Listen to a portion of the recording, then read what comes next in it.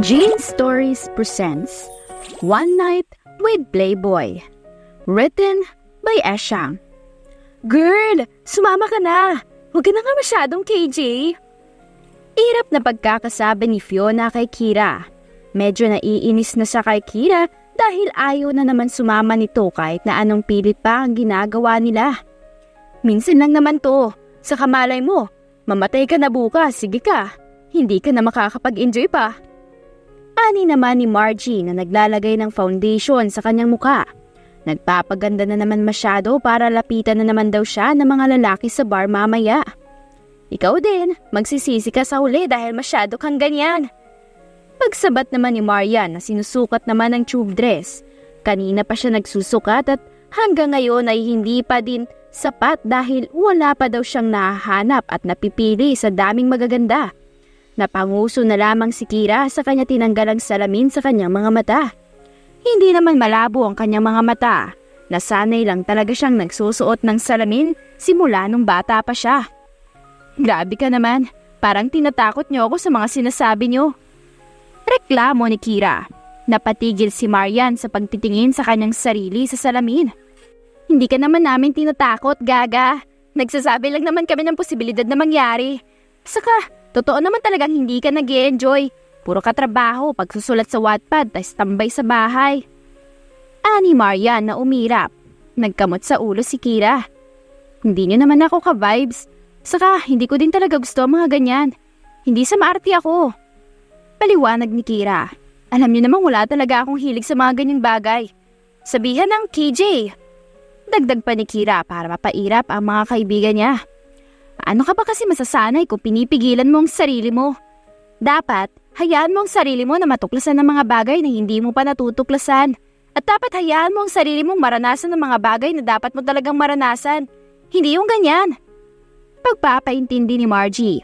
Napatango naman si Kira. Naiintindihan ko naman kayo. At talagang aminado ako na nasa akin talaga ang problema. Pero I'll try. Sadyang minsan lang talaga ay ayoko. Pero now, sige, sasama ako. Ani Kira para pumalakpak ang mga kaibigan niya dahil sa tuwang nararamdaman. Yun o, ganyan dapat. At dahil dyan, aayusan ka namin. At bawal tumanggi ah. Ang ganda-ganda mo kaya. Kailangan pangalandakan mo sa lahat yan. Baka malay mo, dun mo pa mahanap ang lalaking para sa'yo. Ang dawan mo. Ani ng mga ito. Napairap na lamang ng pabiro si Kira at hinayaan niya ang kanyang mga kaibigan. Si Marian ang pumili ng kanyang suot na isang tube na dress na kulay red na hapit sa kanyang katawan. Kaya kitang-kita ang kanyang body shape. Si Margie naman ang nag-makeup sa kanya at si Fiona naman ang nag-ayos ng kanyang buhok. Pagkatapos nun ay pinaikot siya ng mga ito para makita ang kanyang ayos. OMG! Perfect! Ang ganda-ganda mo talaga, super! Gagang to, kabog na kabog kami.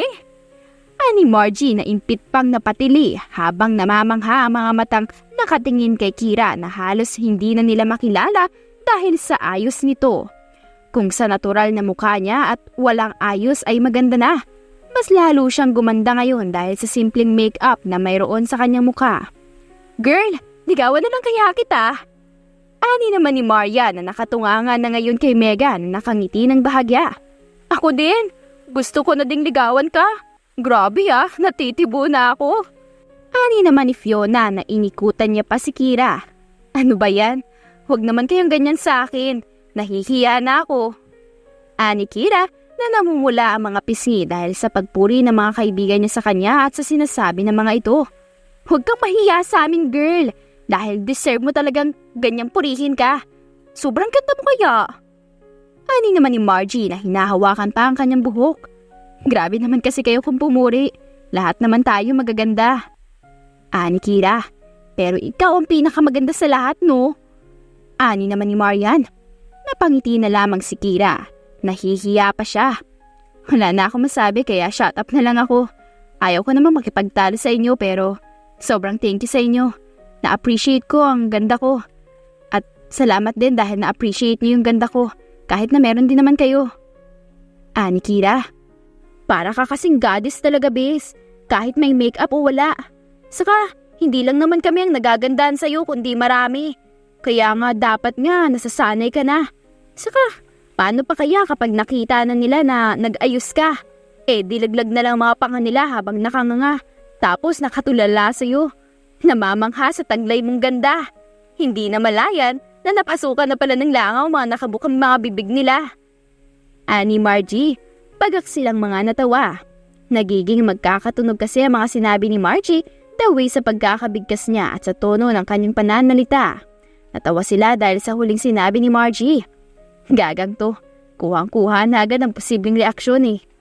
Ani Fiona, napabirong hinampas sa may braso si Margie na napahawak naman doon. Ouch naman!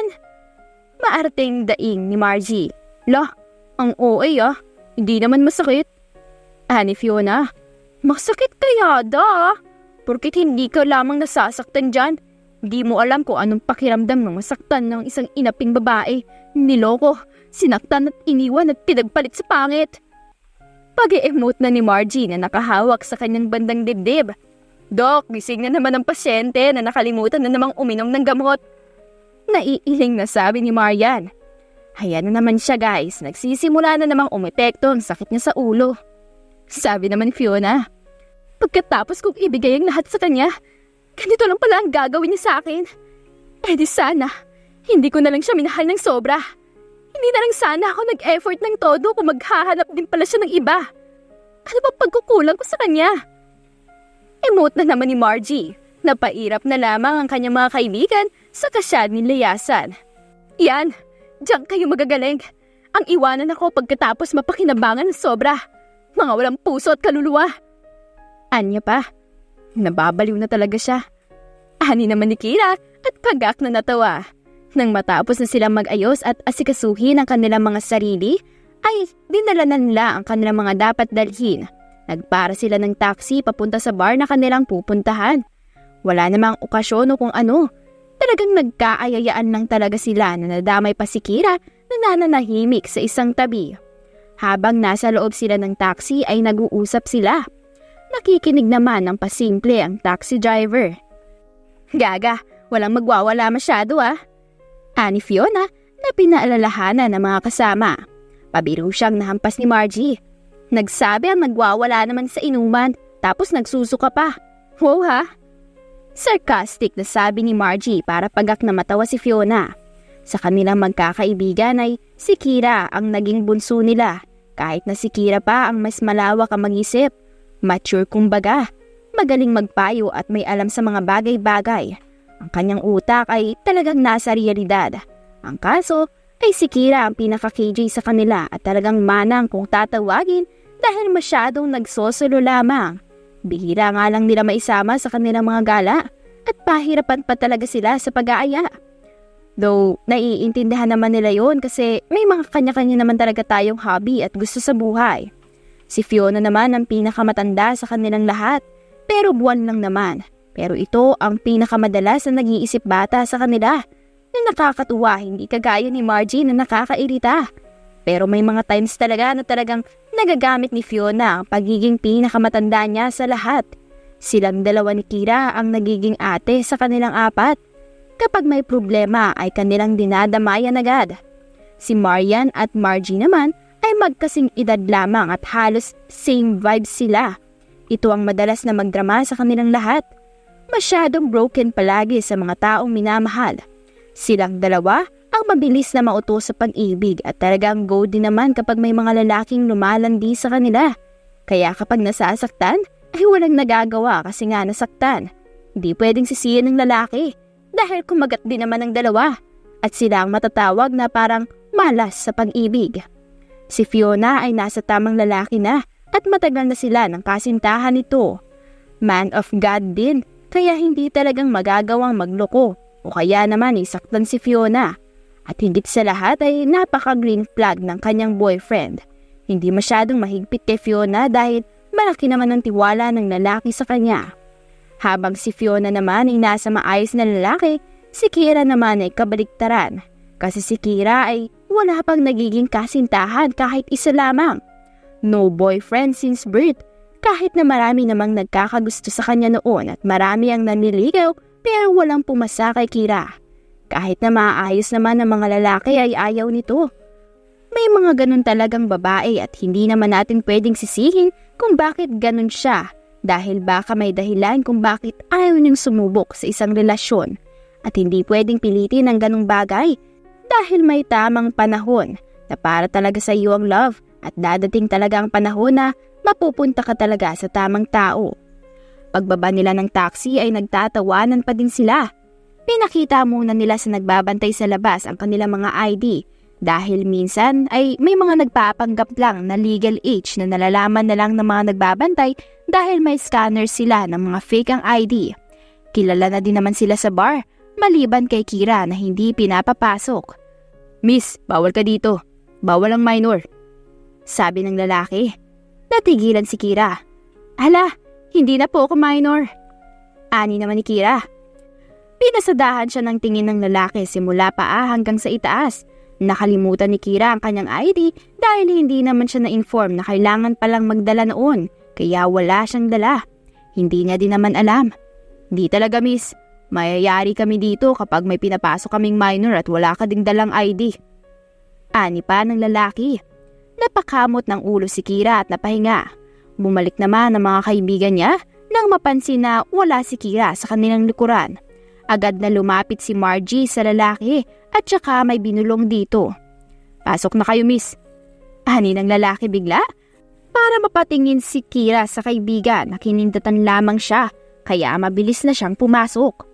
"Di pala namin nasabi sa iyo na kailangan pala magdala ng ID." Ani Fiona. "Kala ko talaga hindi ako papapasukin dahil talagang uuwi na ako kaysa naman nandun lamang ako sa labas." Ani Kira. Pagak na natawa si Marian. "Sensya na girl, nakalimutan ko din sa sobrang excitement mag-party." Ani to. "Ayos lang, at least nakapasok naman kesa sa hindi." Ani Kira. Pagpasok nila sa loob ay agad na nagsisigawan ng tatlo, maliban kay Kira na medyo naninibago. Iniikot niya ang kanyang buong paningin sa buong paligid. Maingay, maraming nagsisigawan at nagsasayawan, may mga naglalandian na sa kung saan-saan. May naghahalikan na din at halos maghubaran na. May mga nagiinom sa kung saan-saan at higit sa lahat ay may kanya-kanyang mundo ang bawat isa na walang pakialam sa mga nasa paligid nila. Natulos si Kira sa kanyang kinatatayuan ni hindi niya alam ang kanyang gagawin. Ang mga kasama niya ay wala na sa kanyang harapan dahil nakikijoin na. Parang mali ata ang sumama ako sa kanila. Iniwanan ba naman ako eh? Alam naman nilang first time kong magpunta dito. Bulong ni Kira. Alam niya ang bar, ngunit hindi niya gaanong alam ang meron sa loob nito kaya naman ganun na lamang ang kanyang reaksyon. Naglakad na lamang si Kira papunta sa kung saan. Naghanap siya ng pwesto. Pumunta siya sa pinakadulo na kung saan ay may sopa doon na uupuan. Wala masyadong tao at malayo sa mga nagsasayawan sa gitna. Amoy na amoy din ni Kira ang nagahalong mga amoy.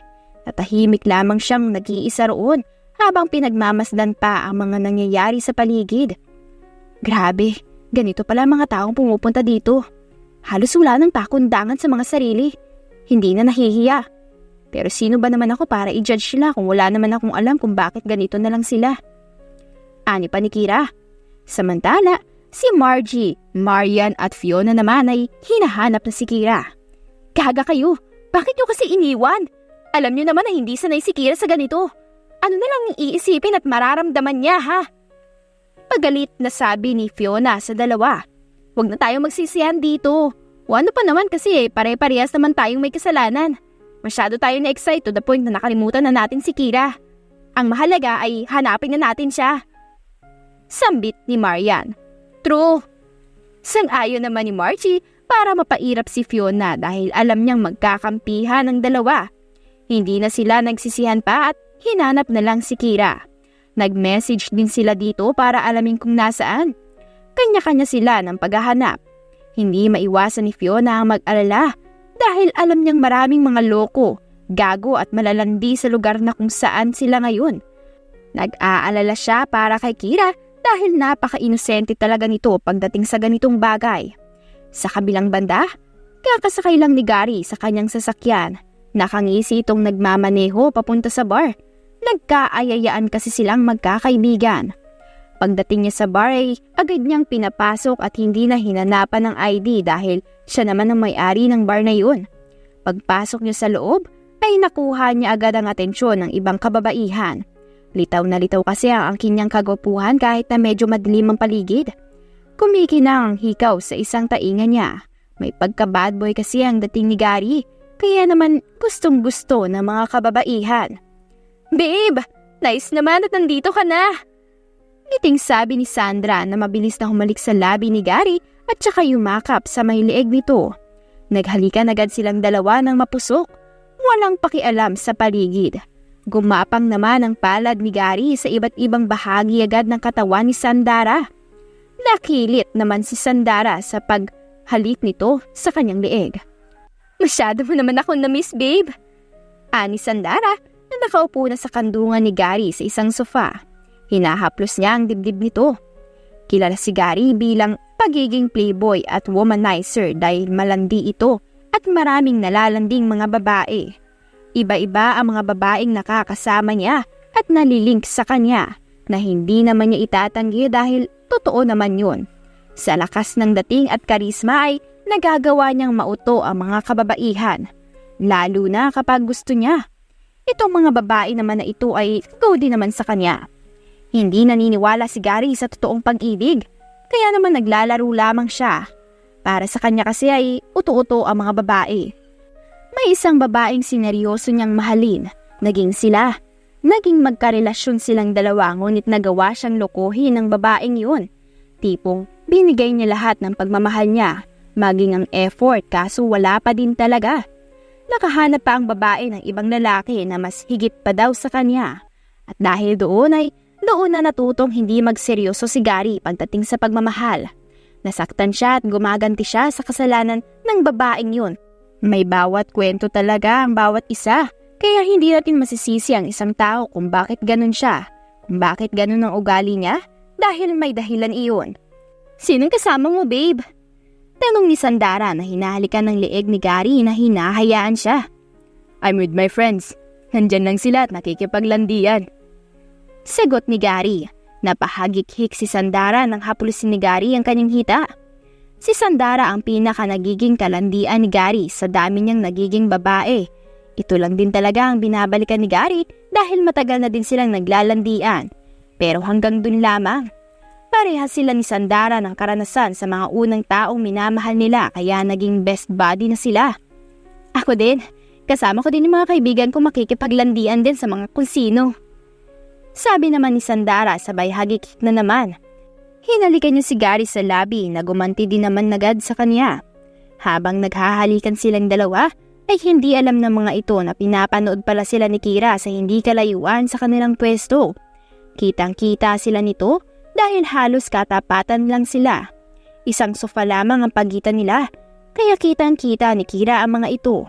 Hindi niya alam pero nasusuka siya sa kanyang pinagmamasdan. Parang gusto niyang umalis sa pwesto pero ayaw niyang kumilos. Pinapanood niya ang dalawa na naghahalikan at ayaw maalis ng kanyang mga paningin. Hindi niya alam kung bakit. Kitang-kita ni Kira ang bawat galaw ng dalawa. Hanggang sa tumigil ang mga ito at hindi inaasahan ay dumako bigla ang mga mata ni Gary sa kanya. Nagtama ang kanilang mga mata sa isa't isa. Hindi maintindihan ni Kira kung bakit ganun na lamang ang kanyang nararamdaman. Kumabog ang kanyang dibdib ng mabilis. Napakagat siya ng labi habang nakikipagtitigan kay Gary. Ilang minuto din yun hanggang si Kira na ang unang nag-iwas ng tingin dahil dumating na ang mga kaibigan niya. "Nandito ka lang pala, gaga ka. Kanina ka pa namin hinahanap at halos tumaas na kami sa VIP table at room pero wala ka. Nandito ka lang pala." "Ay, susme," sabi ni Fiona na hinihingan ng bahagya kaya naman umupo na siya. "Hindi pumasok sa isip ko na baka nagsusulo ka sa isang gilid." Natatawang ani naman ni Margie na malalim ang paghinga at saka humilata sa may sopa. "Bigla na lang kasi kayong nawala sa harapan ko. Hindi ko naman alam ang gagawin ko kaya nagpunta na lang ako din eh." Ani naman ni Kira. "Mabuti naman na yon. Kesa naman sa may mambastos sa'yo dyan sa gitna. But anyways, ayos ka naman ba dito? Wala bang lumapit sa'yo o kaya naman ay sumubok na lumandi?" Tanong ni Fiona. "Wala naman. Mag-isa lang ako dito simula kanina pa. Nakatulala at tumitingin sa kung saan. Sagot ni Kira. Teka, dyan muna kayo at mag-order lang ako ng iinumin natin. Maganda mag-usap na may alak na lalaklakin. Walang killjoy. Tonight ay mag-e-enjoy tayo at lahat iinom. Inuunahan na kita, Kira. Ani Marian nang makapagpahinga na at makakuha na ng lakas. Mabilis na siyang tumayo at umalis sa harapan ng kanyang mga kaibigan. Nagpunta siya sa may counter kung saan sinabi niya ang mga naroon ng alak na kanilang iinumin. May hard at meron ding hindi. Iinom ka ha? Bawal ang hindi. Saka, para naman masanay ka girl, hindi yung inosente ka masyado sa ganitong bagay. Ani Margie kay Kira na tumango naman sa kanya. Ano pa bang magagawa ko nandito naman na tayo. Saka, kailangan ko talaga mag-enjoy ngayong araw. Ani Kira. Nagapirang dalawa na may ngisi sa labi. Natutuwa sa naging sagot ni Kira. Hay salamat, for the first time ay napapayag ka ni namin ng hindi pinipilit. Ani Fiona na sumandal sa may sofa. Gumaya din naman si Margie sa kanya na tinaas pa ang mga paa sa lamesa na nasa kanilang gitna. Alam mo Kira, hindi ka naman na bata. At saka, nasa tamang edad ka na. Ayaw mo ba mag-explore? Alamin yung mga bagay na dapat na naaayon sa edad mo. Para naman may alam ka. Kasi to be honest, ang boring ng life mo.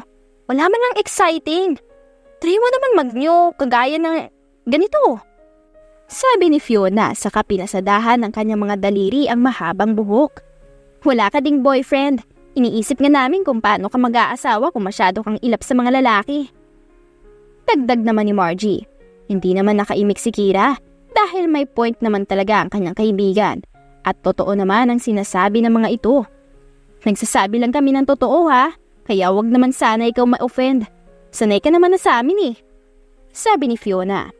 Naiintindihan ko naman. Saka tama naman kayo.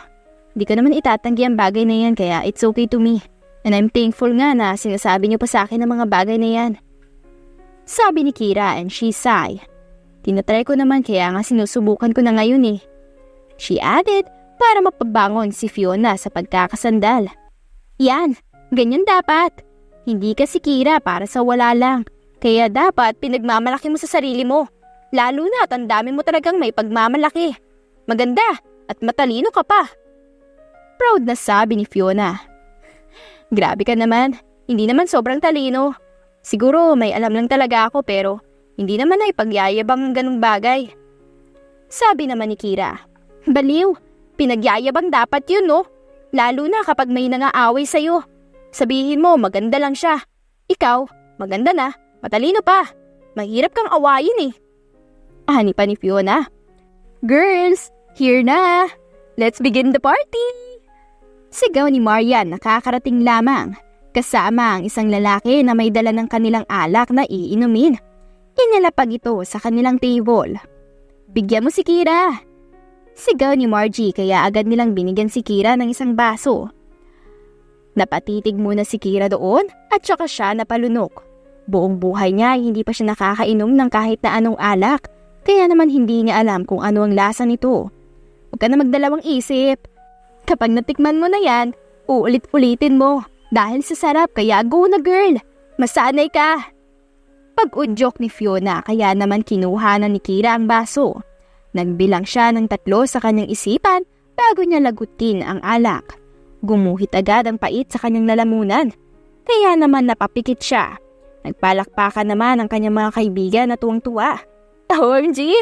Welcome to the club, girl! Hindi ka na sobrang inosente. Ani Margie na pumapalakpak na naman. Binigyan pa nila ng ilang shot na baso si Kira. Nago din naman. Inom lang din ang inom na binibigay sa kanya. Hanggang sa unti-unti nang umikot ang kanya mga paningin. Nahihilo na din siya at aminado siyang tinamaan na ng alak ang kanyang sarili. Napasandal siya sa may sofa. Sheesh! Bakit naman ang hot mo malasing? Ani Margie na kumikinang ang kanyang mga mata dahil may tama na din ang alak. Si Fiona ang mataas ang tolerance pagdating sa alak. Naiinitan ako. Sabi ni Kira at saka siya humiga sa sofa. Gaga, huwag ka munang humiga at matulog. Sasayaw pa tayo sa gitna Hindi kumpleto ang gabing to kung hindi ka sasayaw sa gitna. Masarap magsayaw kapag may tama na ng alak. ani Fiona.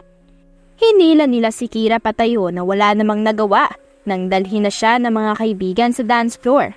Sinabayan nila ang music gamit ang kanilang mga katawan. Woo! Party, party! I miss this! Mga punyetang mga lalaki kayo! Ito ang sinayang nyo!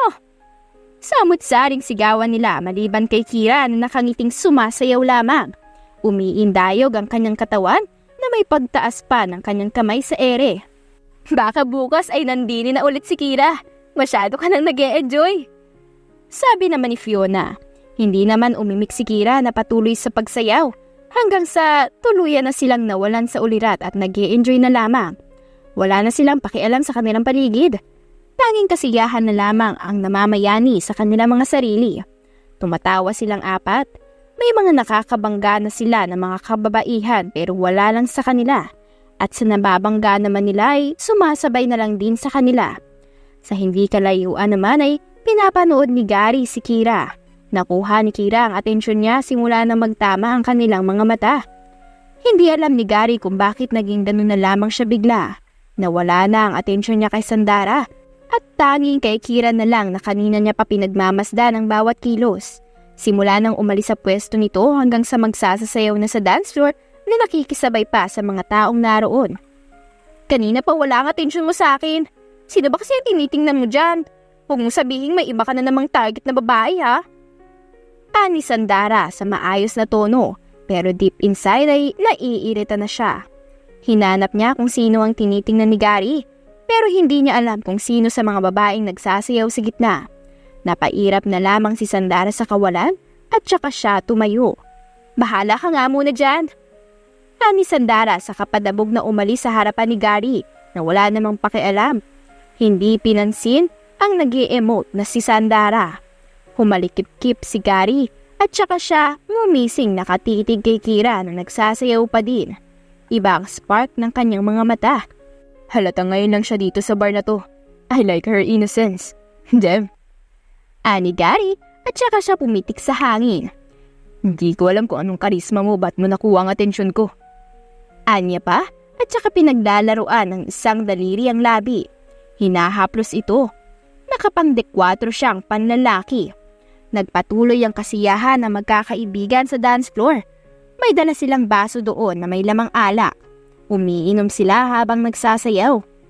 Maya-maya pa ay nagkalayo-layo na sila dahil may mga lalaking nakikisayaw sa kanila na hinahablot naman nila maliban kay Fiona na bahagyang binabantayan si Kira na halos wala na sa sarili. Napapailing si Fiona habang may ngiti sa labi. Naglakad muna siya palayo kay Kira na hindi naman siya nito napansin. Pumunta siya sa sofa. Doon umupo habang pinagmamasdan si Kira. Binabantayan niya ito ng bahagya hanggang sa biglang may lumapit kay Kira na isang lalaki. Si Gary. Natigilan saglit si Fiona doon at akmang tatayo na para puntahan ito nang bigla niyang makita ang mukha ng lalaki. Ganun na lamang ang pag-awang ng kanyang labi dahil sa gulat dahil kilala niya ito. Natulos siya sa kanyang pwesto hanggang sa tuluyan na nga talaga siyang hindi nakaalis sa kanyang pwesto. Tahimik na lamang niyang pinagmasdan sina Gary at Kira habang umu-order siya ng kanyang iinumin. Samantala, nang lumapit naman si Gary kay Kira ay halos hindi naman siya nito naramdaman ang kanyang presensya. Patuloy sa pagsasayaw ngunit napatigil na lamang nang humawak si Gary sa kanyang braso. Nanlalabo na ang mga mata ni Kira dahil sa sobrang kalasingan.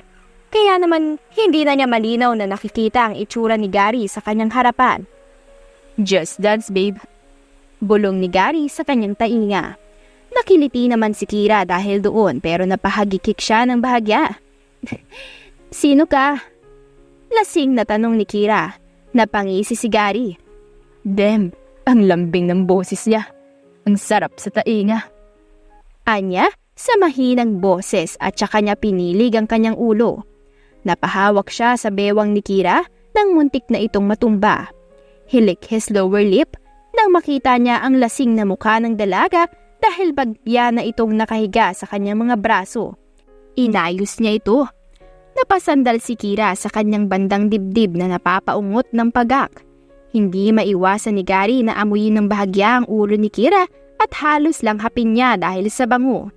Namumungay na ang kanyang mga mata ngayon habang nakatingin sa mga mata ni Kira na nakapikit. Let's dance pa. Minsan lang naman. Ani Kira at saka umalis sa pagkakasandal sa kanyang dibdib at nagsasayaw na naman sa harapan ni Gary na sinasabayan din naman siya. Nangingislap ang mga mata ni Gary habang pinagmamasdan ng dalaga. Kakaiba din ang kanyang nararamdaman. Mabilis ang kabog ng dibdib at hindi niya maipaliwanag ang sarili. Hindi nila alam parehas kung paano sila napuntang dalawa sa paghahalikan. Noong una ay nahihirapan pa si Kira na sumabay kay Gary, pero kalaunan ay ginagantihan na din siya nito ng mapupusok na halik hanggang sa tuluyan na silang mawala sa loob ng bar at nakita na lamang nila ang mga sarili sa isang silid. Parehas na dumadaig habang lasing na lasing sa isa't isa.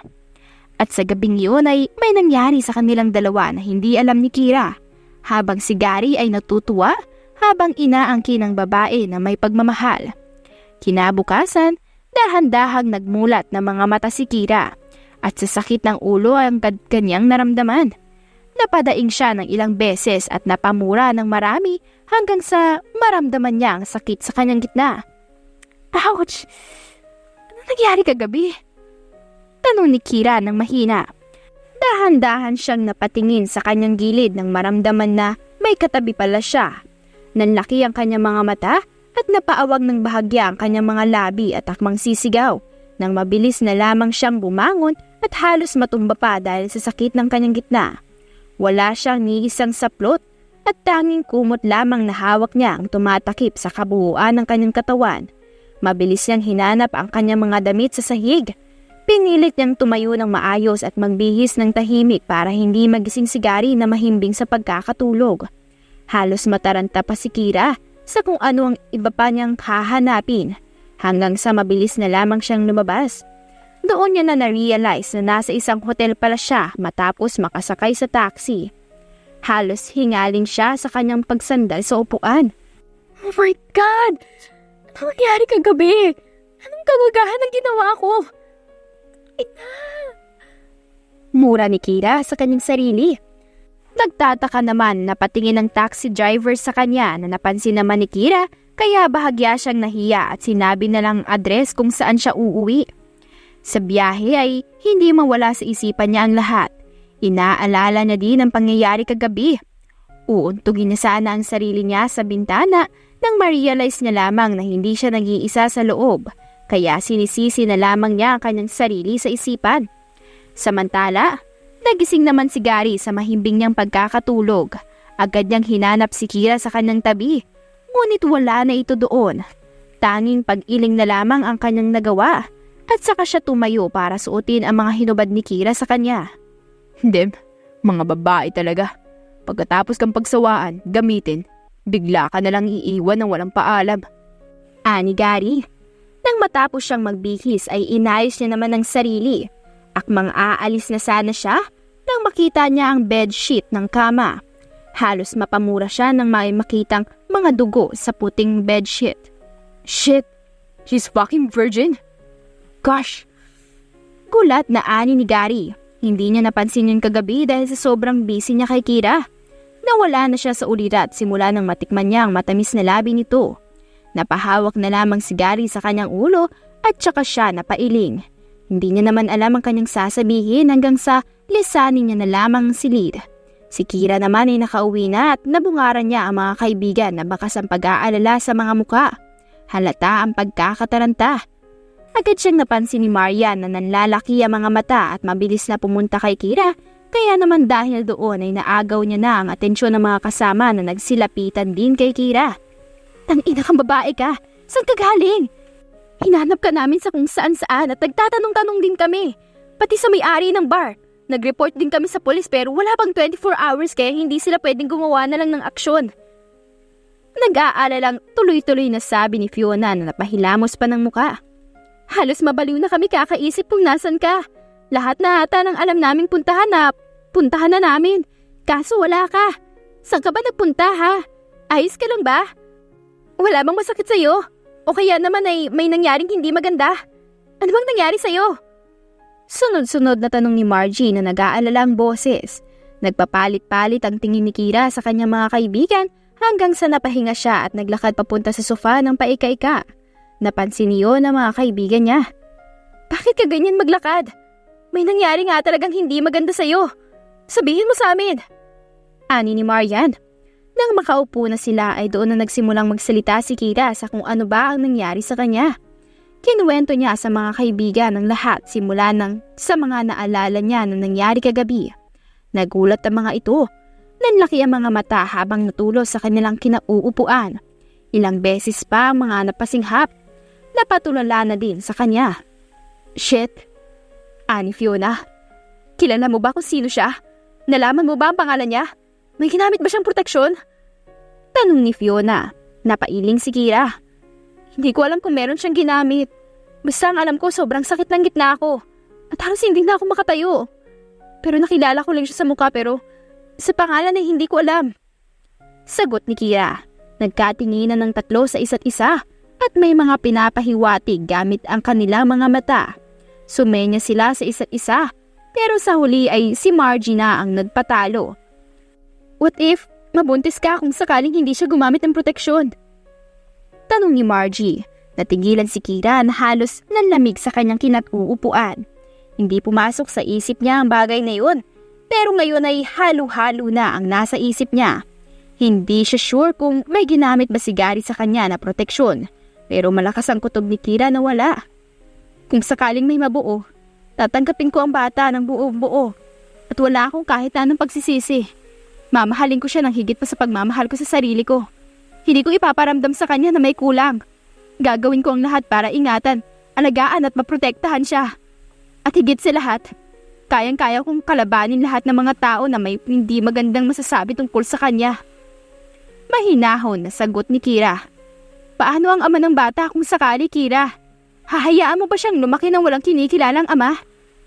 Tanong ni Marian. Hahayaan mo din ba ang sarili mo na matali sa isang relasyon na hindi ka naman masaya? Tanong ni Kira pabalik para mapatiklop na lang ng bibig si Marian.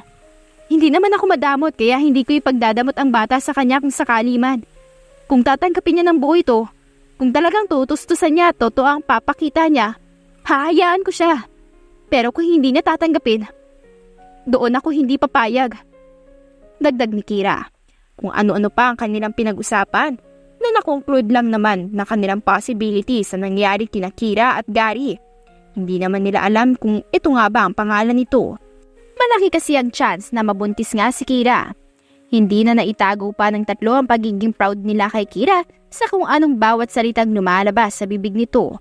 Masasabi mong mature enough na talaga sa lahat ng bagay, kahit na wala pa talaga siyang experience sa iba. Sobrang lawak ng pag-iisip ni Kira na hindi masundan ng mga ito. 2 buwan ang lumipas ay kumpirmado ngang buntis si Kira. Hindi pa man gaanong halata ang tiyan niya, pero nag-iingat si Kira. Maging ang mga kaibigan niya na ayaw siyang pagtrabahuin pa pero ayaw pumayag ni Kira. Isa kasi siyang empleyado sa isang kumpanya. Nalipat siya roon kaya bago pa lamang. Pero agad namang naging kaklose ni Kira ang lahat ng mga naroon. Mababait naman sa kanya at hindi din naman naging tagos sa mga ito ang pagbubuntis niya. Kaya alagang-alaga siya ng mga ka-office mate niya. Buntis! Tawag ni Mika kay Kira na bakas ang tuwa sa boses. May dala naman itong mga pagkain. Si Mika ang kasalukuyang tumatayong CEO ng kumpanya na pinagtatrabahuan ni Kira. At close niya ito. Anak si Mika ng may-ari ng kumpanya. Pero ang kuya talaga ni Mika ang namamahala. Kaso wala pa ito. Hindi naman pwedeng pabayaan na lang ang kumpanya. Nako, na-excite na ako sa paglabas ng baby. Ani Mika. Totoong excited na ito. Halos araw-araw din siyang pinupuntahan ni Mika na may dalang kahit na ano palagi. Naging magkaibigan na din silang dalawa kaya casual na lamang sa isa't isa. Wala namang nagagalit o kaya naman ay naiinggit. At saka si Mika naman ang unang lumapit sa kanya at nakipag-close. Parang ikaw pa at ang buntis sa ating dalawa. Asar ni Kira. Huy, hindi ha. Natutuwa lang talaga ako kasi first time kong may kakilala na nabuntis na kaibigan ko. Gosh, excited na talaga ako para maging ninang. Ani na naman ni Mika saka bumaba ang kanyang paningin sa hindi pa naman masyadong umbok na tiyan ni Kira. Agad nag-crave si Kira sa dala ni Mika na nangangamoy. Amoy na amoy niya ang mabangong amoy nito at parang gusto niya nang lantakan. Ako na magbubukas. Halata namang gustong-gusto mo na eh. Nahihiya ka na naman. Ani Mika at pagak na natawa saka siya pinagbuksan ng dala niya. Tumambad sa kanya ang bagoong alamang at nilanghap naman ni Kira ang amoy noon. Natawa na lamang si Kira sa kanyang mukha at reaksyon. Mabait si Mika sa kanya at halos si Mika na din ang madalas na nakakasama niya dahil busy na din ang mga kaibigan sa kung anong ginagawa ng mga ito. Hindi naman pwedeng iikot lang sa kanilang apat ang lahat. May mga others din naman silang responsibility na kailangang gampanan. Pero hindi porkit na hindi sila madalas magkasama at magkausap ay wala na ang friendship nila. Naroon pa din. Hindi yun mabubuwag gaya ng kanilang sumpaan sa isa't isa. Sa lahat din ng mga naging kaibigan ni Kira ay ito lamang ang nagtagal sa kanya at talagang naging totoo. Noon kasi, ang kumakaibigan sa kanya ay ginagamit lamang siya dahil sa ACADS, dahil sa matalino siya. Siya ang pinagagawa ng mga gawain sa school like project and task. Hindi naman maalam si Kira na tumanggi kaya naaabuso hanggang sa nakilala niya ang tatlo at doon na siya natuto na huwag magtiwala agad. Kaya naman ay huwag masyadong maging mabait sa lahat. Mamaya sumama ka sa akin ah. Doon ka muna sa bahay ko. Naka-leave ako now. Kasi syempre tired na din ako. Hinahanap ko talaga si kuya nito at masyado na namang busy. Nambababae lang naman. Hays. Irap na sabi ni Mika at saka inilapag sa harapan ni Kira ang platong may lamang mangga at alamang. Sana talaga makahanap na siya ng babaeng mamahalan niya na sobra. Yung tipong paiiyakin talaga siya. Dagdag ni Mika. Grabe ka naman. Baka biglang magkatotoo yung sinasabi mo. Dadating din ng time na ma-realize niya na mali ang ginagawa niya. Kaya hayaan mo na lang. Kaysa naman sa ma-stress ka sa kakaisip. Marahang ani ni Kira. Pero hindi ko siya kinukonsinti sa ginagawa niya kasi mali yun. I'm just saying lang. She added. Alam ko naman yun. Saka, tama ka din naman kaya nga hindi ko na lang siya pinapansin minsan. Pero may times talaga na hindi ko maiwasan. Nakakairita kasi talaga. Araw-araw ba naman iba-iba ang babaeng kasama niya? Mabuti sana kung hindi ko makalat sa social media. Kaso, maraming mga tsismosa. Naiinis lang ako kasi ako yung nag-aayos ng gusot niya. Dahil ayaw kong masira ang apelyido ng pamilya namin nang dahil lang sa kanya. Reklamo ni Mika na nakailang irap habang naka-cross-arm ang mga braso. Wala naman tayo magagawa dahil kanya-kanya naman tayo gusto sa buhay at kasiyahan. Pero yaan mo na lang siya. Tanging nasabi na lamang ni Kira at saka pinapak na ang mangga. Casual lamang silang nag-uusap ni Mika. Nagtatawanan at talagang normal lang naman. Ilang linggo ang lumipas ay nanatili si Kira sa side ni Mika dahil na din sa kagustuhan ni Mika. Lalo na at walang makakasama si Kira sa bahay ng mga kaibigan niya na sa kanilang magkakaibigan dahil nga umuwi ang mga ito sa kani-kanilang mga probinsya. Nag-aalala si Mika sa kalagayan ni Kira kaya naman agad na niya itong sinabihan na doon muna ito sa kanyang bahay. Wala naman nang nagawa si Kira. Hindi naman na siya nakatanggi pa. Maayos naman ang naging kalagayan ni Kira kay Mika at masasabi ni Kira na alagang-alaga siya nito. Di takot si Mika na wala itong kasama kaya naman work from home si Mika. Para lang mabantayan si Kira kahit na may mga kasambahay at bodyguard naman. Sadyang hindi lang kampante si Mika. Dapat talaga tinawag mo ko para matulungan kita dyan. Kaya ko naman eh. Kailangan mo din ng pahinga. Marahang sabi ni Kira nang makita si Mika sa kusina naghahanda ng pagkain.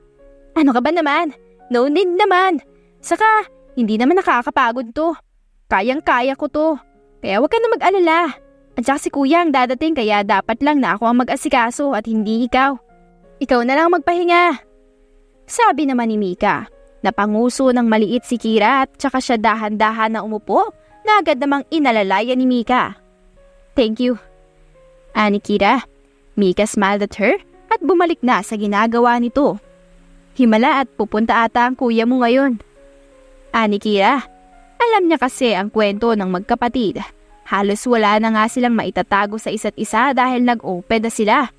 They trust each other so much. Ewan ko ba at bakit biglaan? Gusto lang tumambay kasama ang makasama niya. At di ni pa talaga naisipan ng gago. Ani Mika, dahilan para pagak na matawa si Kira. Ma'am, nandyan na po sa labas ang kuya nyo. Hindi po namin pinapapasok gaya po ng bili nyo sa amin. Ani ng kasambahay na kakarating lamang. Napatigil si Mika sa kanyang ginagawa kahit natapos naman na. Sige, ako nang bahala. Lalabas lang ako Ani Mika. Tumango naman ang kasambahay at saka magalang nagpaalam sa kanya na aalis. Bakit naman hindi mo na pinapasok pa? Tanong ni Kira. Basta, may gagawin lang ako sa lalaking yon. Tagal ko na ding hindi nakakasapak, kaya humanda siya sa akin. Ani Mika at saka kinintatan si Kira. Babalik ako agad. Madali lang to. Paalam ni Mika. Tumango naman si Kira. Tamang kain lamang ng prutas sa lamesa pag alis ni Mika. Hindi naman nagtagal ay nariyan na din si Mika na kasama ang kuya at mga kaibigan ng kapatid. Malayo pa lang ay rinig na ni Kira ang boses, hindi lamang ni Kira. Sira ulo ka talaga, pambababae na lang ay naatupag mo. Makahanap ka sana ng katapat mo. Ani Mika, saka sinapak na naman ng bahagya ang kuya sa braso na pagak lamang na natawa at hindi nasaktan sa kanyang ginawa. Kasiyahan ko yun, little sis, kaya wag mo na akong pigilan. Saka minsanan lang naman Ani Gary, napairap si Mika. Whatever, bahala ka sa buhay mo pero sana makabuntis ka nang tumino ka naman. Ani Mika, nang makalapit na siya kay Kira ay agad siyang nagsalita. Oo nga pala, bago kayo maupo, ipapakilala ko nga pala sa inyo si Kira. She's my preni na mahal ko and she's pregnant kaya bawal siyang ma-stress kaya umayos kayo kung ayaw niyong masapak ko kayo. Pagpapakilala ni Mika sa mga kasama ng kuya nito. Inalalaya naman ni Mika si Kira na tumayo at saka humarap sa mga ito. Nice to meet you sa inyo. Ani Kira at saka siya tumingin sa mga ito nang nahihiya.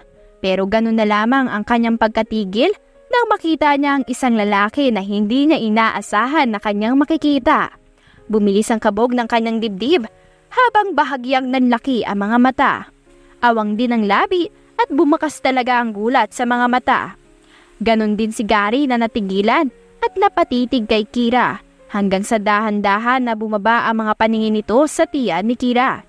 Hindi niya maipaliwanag ang kanyang nararamdaman pero may kasiyahan sa puso niya. Natulala naman si Kira pero nabalik din sa realidad nang ma-realize niya na nakatitig sa kanya ang mga kasama ni Gary. Kaya mabilis siyang nag-iwas ng tingin at saka tumikim. Nice to meet you sa inyo.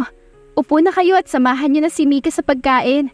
Sa taas na lang ako kakain para naman hindi nakakahiya. Ani Kira na kasyual na nakangiti. Sabay ka na sa amin. At saka, hindi din naman ako makakasabay sa kanila kasi susundan kita sa silid mo. Buntis kang babaita ka at baka bigla ka madulas. Nag-iingat lang ako. Ani Mika saka ngumiti. Napakamot lamang ng ulo si Kira. Ngayon lamang siya nakaramdam ng ilang dahil siguro hindi niya inaasahan na nasa harapan niya ngayon ang naka one night stand niya. Hindi niya alam kung paano haharapin ito. Natatandaan niya kaya ako? At saka, paanong siya ang kapatid ni Mika? Hindi ko man lang napansin ang bagay na yon. Ano nang gagawin ko ngayon? Tanong ni Kira sa kanyang isipan habang bumalik na sa pagkakaupo na inalalaya ni Mika. Tahimik siyang kumain habang maingay naman ang mga kasama ni Gary na puro babae ang mga usapan. Pero si Gary ang pinakamatinik pagdating sa mga babae. Araw-araw at gabi-gabi yata ay iba-iba ang nakakatalik niya. Kaya siya ang boss ng pagiging womanizer at playboy. Ani ni Axel. Parang nagpanting naman ang taingan ni Kira sa kanyang narinig. Huwag na kayo magturuan pa kung sinong leader niyo pagdating sa paglalaro sa mga babae. Katapos pagsawaan ay aayawan na. Pare-parehas lang naman kayo mga tarantado. Sabat ni Mika na umirap. Ganun talaga pagdating sa aming mga lalaki. May iba-iba naman tayong kasiyahan. Masaya kami sa mga babae na kakalandi namin. Ani Axel. Naibaba ni Kira ang mga kubyertos na hawak niya para makuha niya ang atensyon ng mga ito. Sorry. Mahinang ani Kira at saka napahinga. It's okay, Kira. But can I ask you? Tanong ni Axel para mapatingin si Kira sa kanya. Ano ba yun? Casual na tanong ni Kira. Nasaan ang lalaki na kabuntis sa'yo? Kasi kung wala, pwedeng ako na lang ang magiging tatay. Ani Axel sa katumawa ng pagak. Hoy lalaki, tigil-tigilan mo nga si Kira. Kung may paglalaroan kang babae, iba na lang. Dahil talagang seseryosohin ko ang sinabi ko sa'yo na puputulan ko yung pagkalalaki mo. Nagbabantang ani ni Mika na nakatutok na ang tindor kay Axel na may nang-aasar pang ngiti sa labi. Kalmahan mo lang. Ako na nga nag-o-offer sa kanya eh. Ani Axel. Ano bang alam mo sa pagiging ama? Kung ngayon pa nga lang ay hindi mo na kayang panindigan ng isang babae, mapapanindigan mo pa kaya ang pagiging ama? Ani Kira sa kasyual na boses. Napatingin sa kanya ang lahat. Natigilan si Gary at napatingin sa kanya. Si Luis naman na napatigil sa kanyang pag-inom. Kasyual na nagpunas ng bibig si Kira. Actually, kanina pa ako na-o-offend sa mga sinasabi mo, Mr. Axel. Yes, I know na kasiyahan nyo ang ginagawa nyo. Sinabi mo naman na. Pero hindi mo ba naisip? Nyo ba naisip ang feelings ng mga babaeng pinaglalaroan nyo? Sa bagay, madali nyo lang naman makuha ang digdigan ng isang babae. Kasi nilalandi din naman kayo pabalik. Pero kapag may nabuo naman na hindi nyo papanindigan. Kasi hindi nyo mahal. Kaya kailan ka magseseryoso? Kapag kinarman na kayo? Tanong ni Kira. Kasyual na kasyual ang boses. Hindi naman sila nakaimik. Nakangisi si Gary na may paghanga din sa kanyang mga mata. I'm sorry po kung nagsabi ako ng opinion ko. But I hope na sana ay maging malawak ang isipan nyo. Lalo na't hindi naman kayo mga bata para maglaro pa. But remember my words. Tumigil si Kira sa pagsasalita. Tiningnan niya isa-isa ang mga lalaki at nagtagal kay Gary ang paningin niya hanggang sa umiwas. Dadating ang araw na magmamahal kayo ng isang babae. Pero hindi kayo mahal. Maghahabol kayo ng malala. Iiyak, magmamakaawa at luluhod sa kanila ng paulit-ulit hanggang sa tanggapin kayo ng buo. Kapag nagkatotoo ang sinabi ko, lumapit lang kayo sa akin at babawiin ko. She added. Ano yun? May sumpa ang mga salita mo? Tanong ni Luis. Kibit-balikat lamang si Kira habang maliit na nakangiti.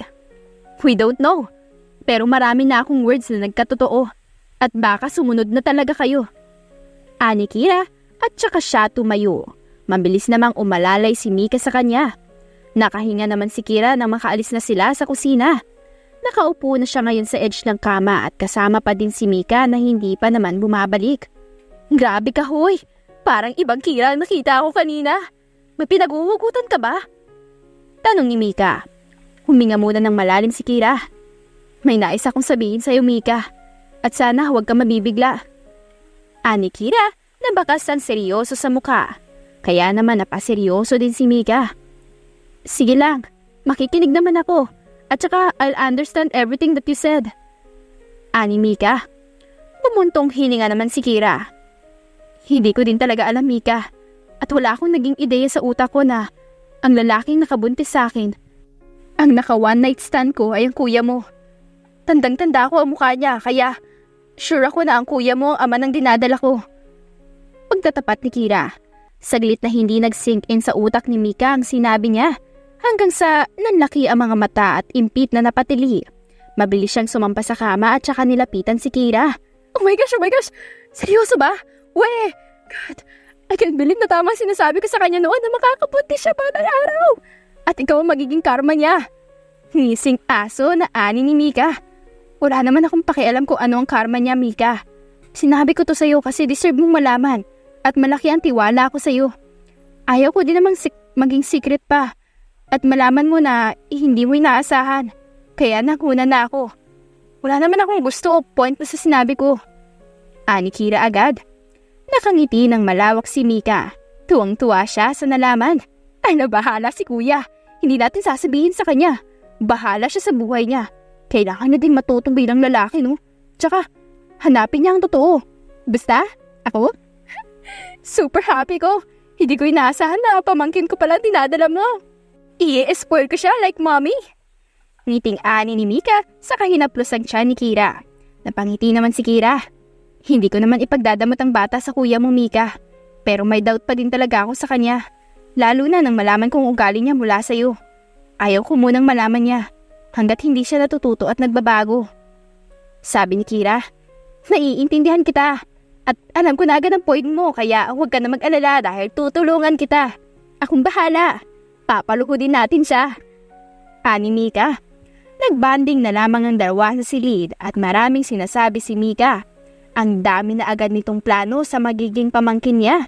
Nakikinig naman si Kira sa kanya habang nakangiti at hinahiyaan lamang siya. Kinagabihan, nasa sala silang lahat at nanonood ng TV. Si Mika at Kira ang magkasama sa sofa.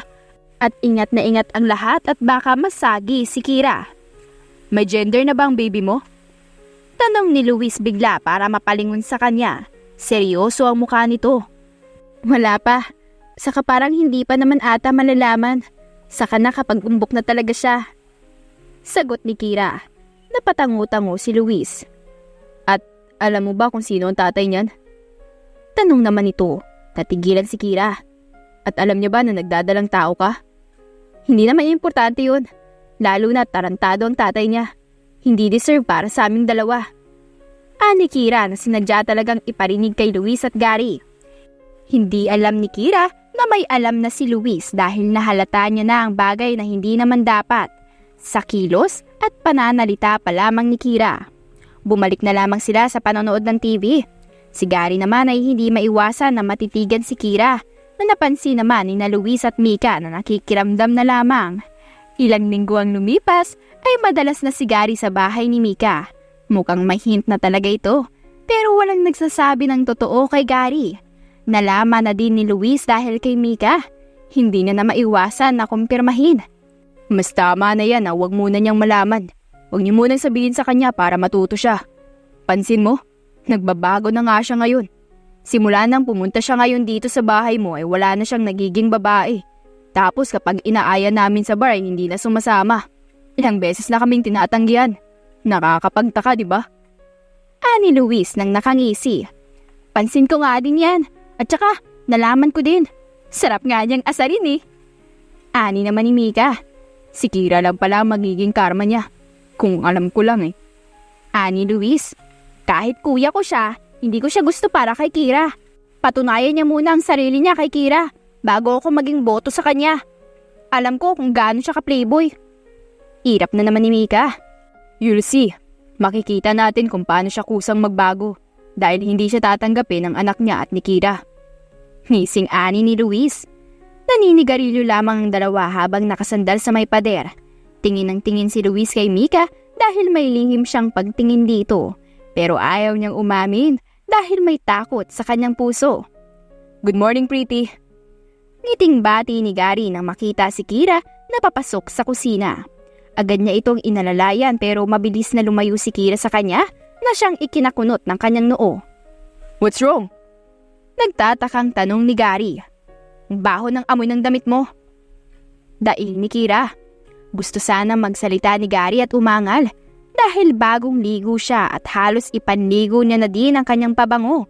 Pero mabilis niyang naalala na buntis nga pala ito. I'm sorry, pretty. Magpapalit na lang ako. I'm sorry. Malambing ani ni Gary, saka siya umalis na. Hindi naman maiwasan ni Kira na mapangiti. Hindi niya alam kung bakit. Naaamoy niya agad ang pagkain sa lamesa. Nilanghap niya ito at mabilis na naglagay sa kanyang plato. Malawak ang kanyang ngiti hanggang sa dumating si Gary na tumigil muna sa kanyang pwesto at pinagmamasdan si Kira na nakangiti. I know I'm the father. Alam kong ako ang ama. Hindi ako papayag na ipapako niya sa iba. I'll take the responsibility. Magiging mabuting ama ako para sa anak namin. At higit sa lahat, magiging mabuting asawa sa kanya.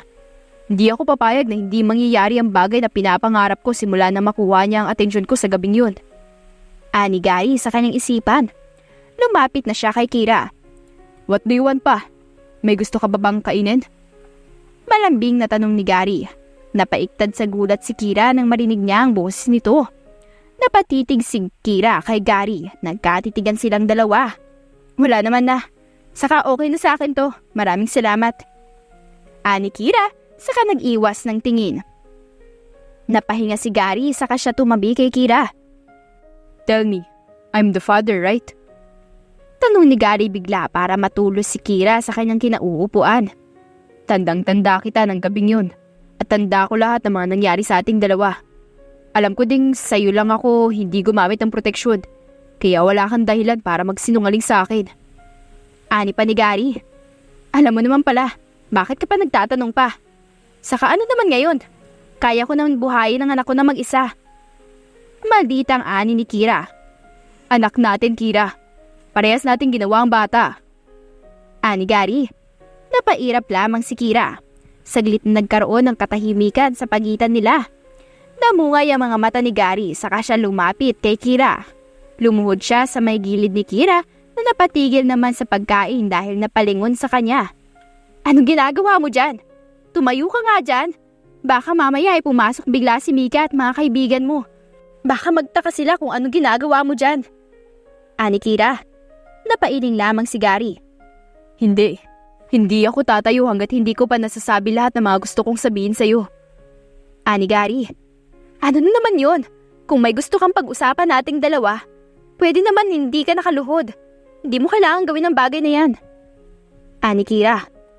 Kira, alam mo na ako galit pagkataong meron ako. Aminado akong naging babaero ako at kung sino-sino na lamang ang babaeng tinatalik at kinakasama ko. Pero simula nang may nangyari sa atin, naguluhan na ako sa sarili ko. Parang may kakaiba sa sarili ko. Nang makuha mo ang atensyon ko, nawalan na ako ng pakialam sa lahat, lalo na sa mga babae. At tanging ikaw na lamang nasa isip ko. Hindi ako makatulog ng maayos sa gabi dahil iniisip kita. Ang maganda at inosente mong muka. Panimula agad ni Gary habang nakatitig sa mga mata ni Kira. Sincere siya sa bawat mga salitang kanyang binibitawan. Nakatitig din si Kira sa kanya na pinakikinggan siyang mabuti. I think I'm in love with you, Kira. Lalo na nang malaman kong nagdadalang tao. Napatigil si Gary sa pagsasalita nang putulin ni Kira ang kanyang sinasabi. Di mo kailangan sabihin yan.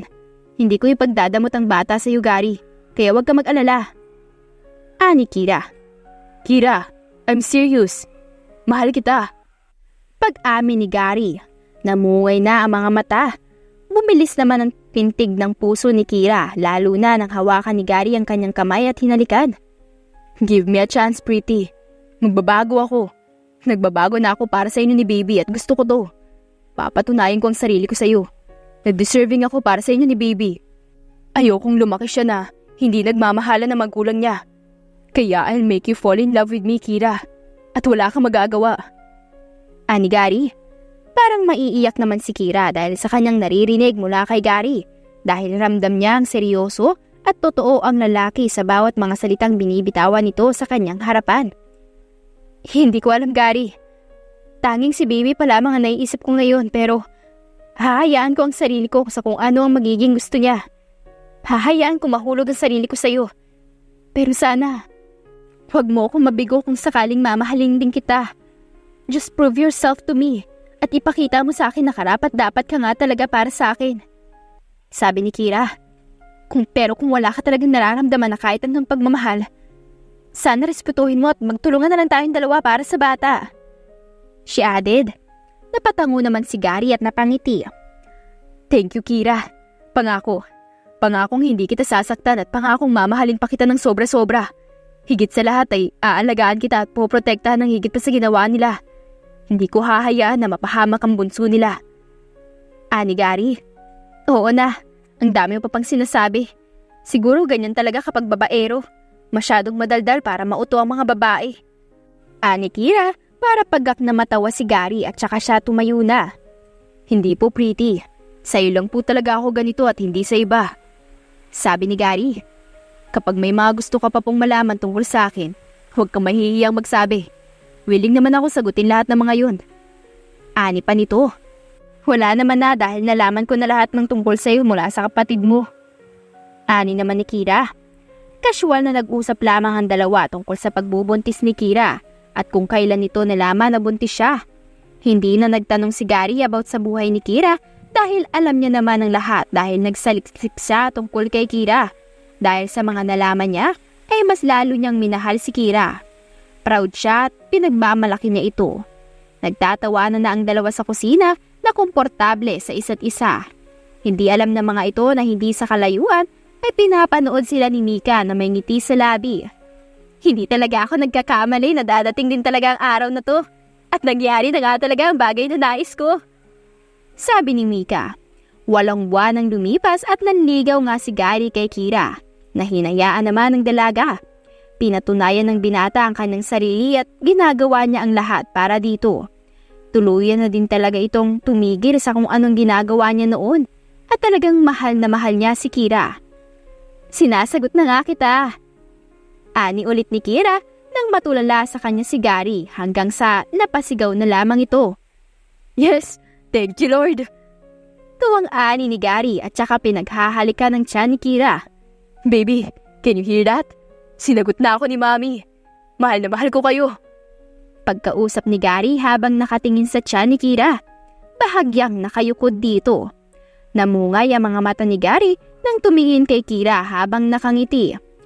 Thank you so much Kira, my Mrs. Aquino. Pangakong hindi mababali lahat ng mga pangako ko sa iyo noon.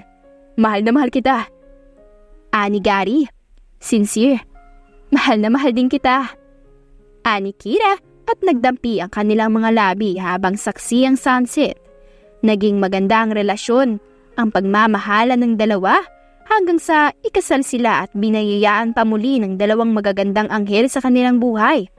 Hindi nila inaasahan ang nangyari sa kanilang dalawa, lalo na ang magmahalan sila. Pero parehas nilang pinagmamalaki ang bagay na yon. Unexpected man pero naging matatag ang relasyon nila bilang mag-asawa. At gaya ng sumpaan nila sa harapan ng Diyos ay walang iwanan, bitawan, lalo na ang sukuan ng isa't isa. At dyan na po nagtatapos ang ating kwentong pinamagatang One Night with Playboy.